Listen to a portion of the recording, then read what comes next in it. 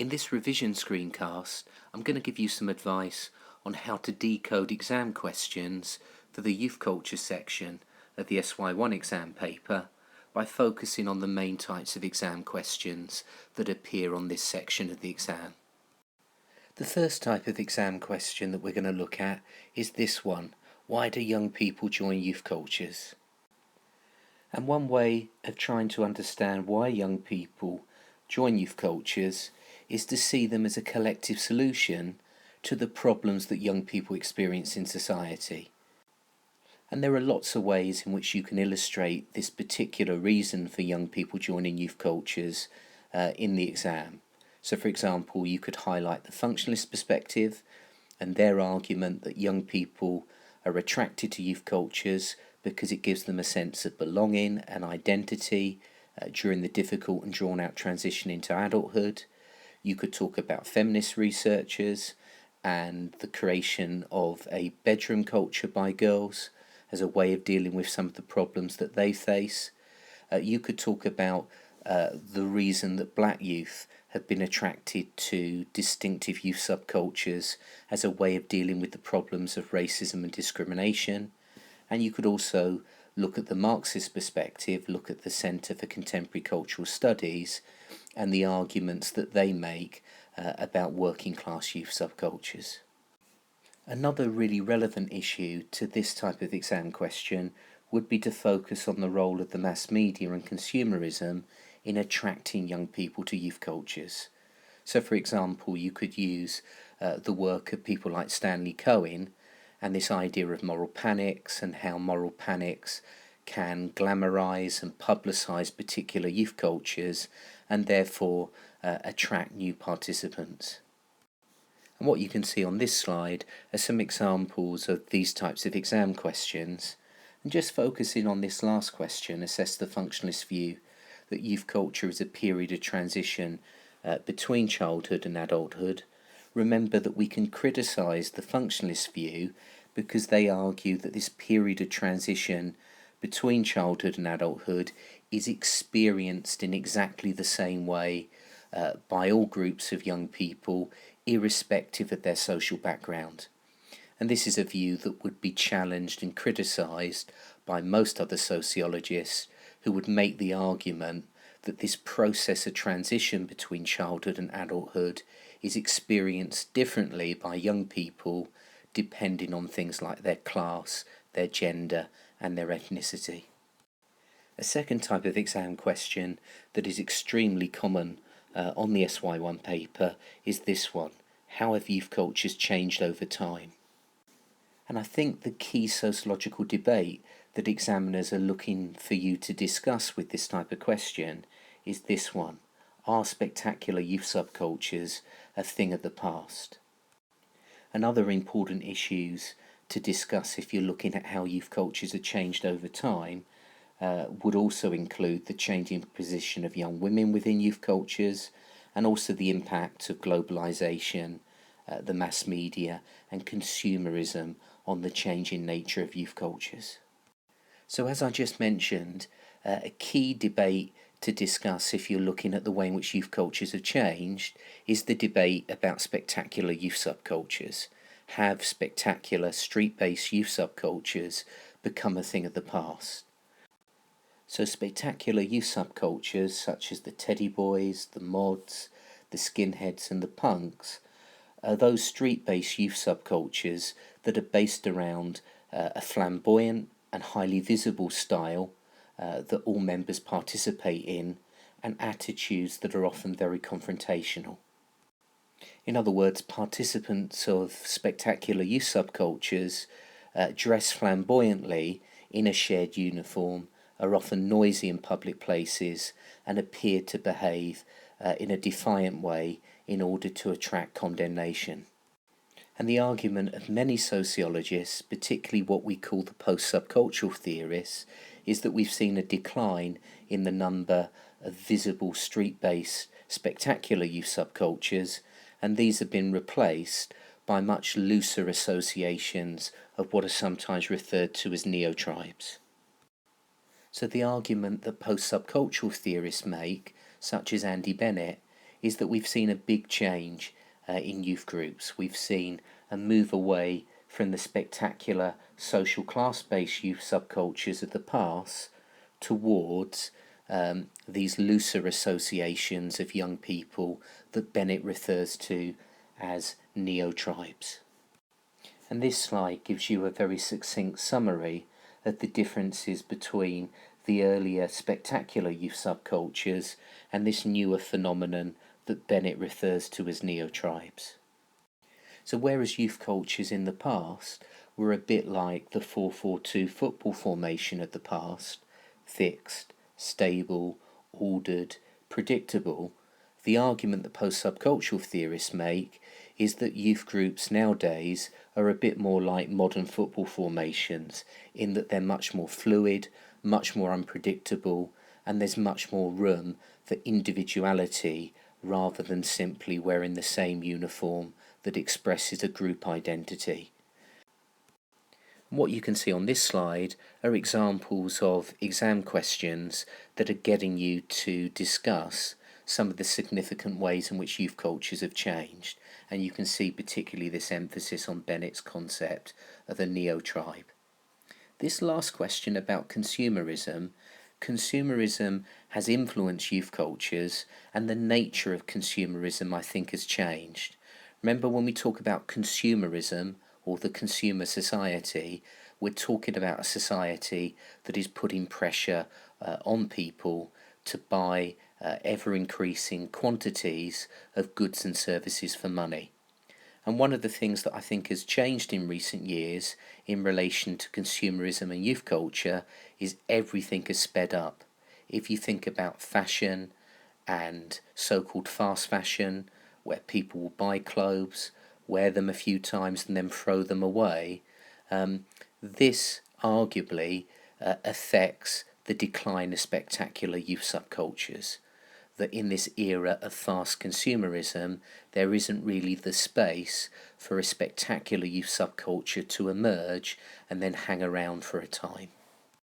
Another very common type of exam question is this one: to what extent are youth cultures deviant?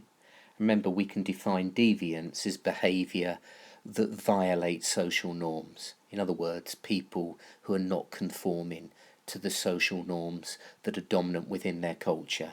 And deviance can either be serious and criminal, or it can also encompass non-criminal violations of social norms.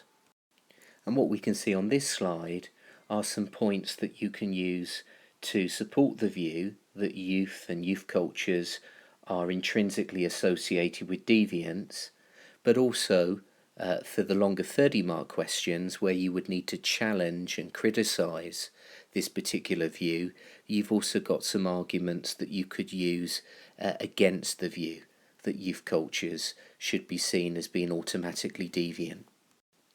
And if you go on to iLearn and you click on the exam skills section for SY1 Youth Culture and you download the model answers, you'll find an extremely detailed 30-mark question on this particular topic, where all of these points are developed and explained fully, linked to key sociological concepts and theories, as well as key studies. So make sure that you have a look at that material as part of your revision. Another aspect of the debate about youth cultures and deviance is to look at the development of anti-school subcultures. So this is looking at deviancy specifically within the context of school. And there are a number of factors both within the school and outside the school that can help us explain why we get the development of deviant anti-school subcultures. And on this slide we can see some examples of 30-mark questions that have come up on this particular topic. Another very common type of exam question is this one: are youth cultures linked to social class? Remember, the concept of a social class refers to a group of people who share the same economic position within society.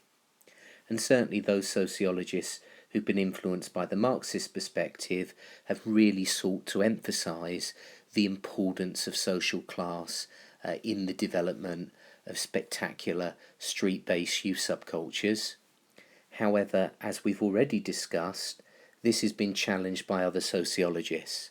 So functionalists believe that youth cultures are essentially the same, that social class is not an important element, that all youth cultures, irrespective of their style, perform the same two functions.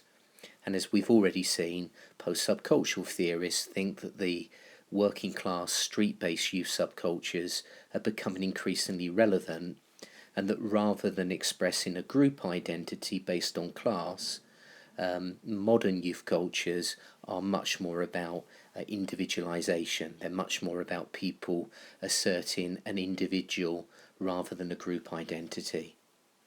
Finally, with this type of exam question, we could also make the argument that some writers have placed more emphasis on gender or ethnicity in relation to youth cultures rather than the focus on social class. And once again, if you go on to iLearn, you'll find a really detailed model answer for this type of exam question, where you're asked to, assess the view that youth cultures are closely linked to social class. And here are some examples of past exam questions about this particular topic area. And with this second question, where it talks about assessing the view that belonging to a youth subculture may be a response to the social and economic conditions faced by young people, if examiners use that phrase, social and economic conditions, then talk primarily about people's social class background.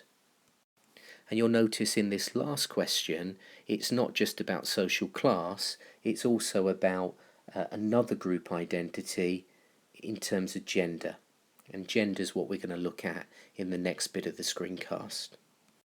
And with questions about gender and youth culture, the key underlying sociological debate that examiners want you to engage with is this one: to what extent are females involved in youth cultures? So for example, here we've got a 30-mark question: assess the view that females have little involvement in youth cultures. Here are some of the main arguments that you could use to support the view that females have had little involvement in youth cultures, and here are some arguments that you could use to challenge that particular view. And remember, with a 30-mark question, to always look at arguments for and against the view. And on iLearn you'll find a very detailed model answer to this type of question. And here are examples of questions about this particular topic, and we can see that this has been a very common type of exam question. And finally, another type of exam question that is very common is this one: are youth cultures a form of resistance? And what this refers to, this idea of cultural resistance, is any action that seeks to counter the prevailing cultural trend, particularly those trends that create inequality within society along the lines of class, gender and ethnicity. In other words, when we're looking at youth cultures as a form of resistance, we're looking at how youth cultures will challenge inequalities and social divisions based on things like class, gender and ethnicity. So for example, Marxist sociologists would argue that working class youth subcultures are a form of cultural resistance against the position of the working class within a capitalist society. Feminist sociologists have argued that youth subcultures like punk allowed women to culturally resist some of the dominant and stereotypical ideas about femininity within British society. And other sociologists have looked at the development of a rebel generation of black youth subcultures in the 1970s and have made the argument that the creation of these youth subcultures allowed young people from ethnic minority backgrounds to resist the racism and discrimination that they were experiencing. And this is another extract from a model answer about youth cultures and resistance that you can find on iLearn. And on this slide we can see two examples of past exam questions that are very specifically about this idea of youth cultures as a form of resistance. And then this last question that we can see on the screen, this is a bit more open, but I think a question that asks you to assess sociological explanations of the role of youth subcultures would be the type of question where you might contrast a Marxist view of youth subcultures that emphasises their role as a form of cultural resistance with the post-subcultural theories that we've looked at that would deny this. So as I've mentioned throughout this screencast, if you click on the exam skills section of iLearn for the youth culture topic, you'll find lots of revision resources that will really help you prepare for the exam, including lots of model answers. But a note of warning about using model answers. Model answers are useful, but when you get into the exam, you must look at every question carefully. You must read every word, and you mustn't assume that the question that you are facing is going to be the same as a model answer that you've already learned on that particular topic. Make sure that you answer the question that has been set rather than simply regurgitating a model answer that you pre-prepared. So exam technique is really important, and one of the things that you must make sure that you do before you go into the exam to maximise your mark is to look at the two screencasts on exam technique for this section of SY1. So this one deals with the 15-mark question, and this one gives you some important advice on the 30-mark question.